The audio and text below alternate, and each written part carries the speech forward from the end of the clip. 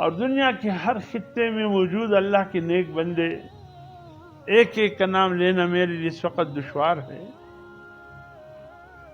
ان سب اولیاء اللہ کے پاؤں کے خاک ہمارے آنکھوں کا سرما، ان سب اولیاء کے پاؤں کے ذرے ہمارے سروں کا تاج۔ لیکن مجھے کہنے دیجیے اور آپ کی توجہ چاہوں گا کہ اس کے باوجود وہ اللہ کی صفات کے حامل نہیں ہیں۔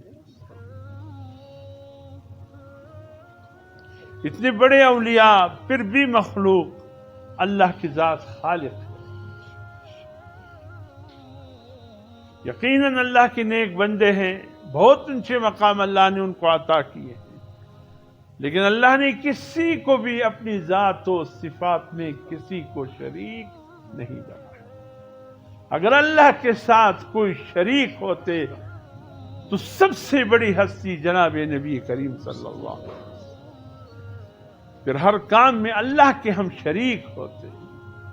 اگر حضور صلی اللہ علیہ وسلم اللہ کے ساتھ اس کی ذات و صفات و علم، قدرت، تصرف، تدبر میں حضور صلی اللہ علیہ وسلم اللہ کے شریک نہیں ہے، پھر کوئی ماں نے ایسا لال نہیں جنا جو حضور صلی اللہ علیہ وسلم کے بعد اللہ کے ساتھ کسی اور چیز میں شریک بن جائے۔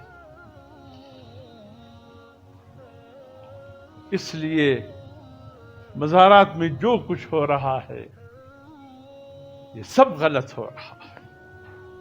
ہمیں صرف اتنا پابند بنایا گیا کہ جب اللہ کی کسی ولی کی قبر پر جاؤ، یا اللہ تیرا نیک بندہ تھا، تیرا عظیم بندہ تھا، دنیا میں اس طرح زندگی گزاری کہ تجھے راضی کیا، یا اللہ مجھے بھی اس کے قدم پہ چلا، مجھے بھی اس جیسی زندگی نصیب فرما دے، مجھے بھی اس جیسی موت نصیب فرما دے۔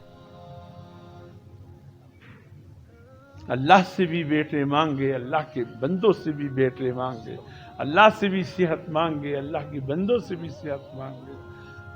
یہ اللہ کے ساتھ شریک ٹھہرانا ہوا ہے۔ عقیدے کی اصلاح کیجیے، بس یا اللہ مدد، اس کے علاوہ باقی سب کے سب اللہ کے مرضی کی اذن کے بغیر کچھ نہیں۔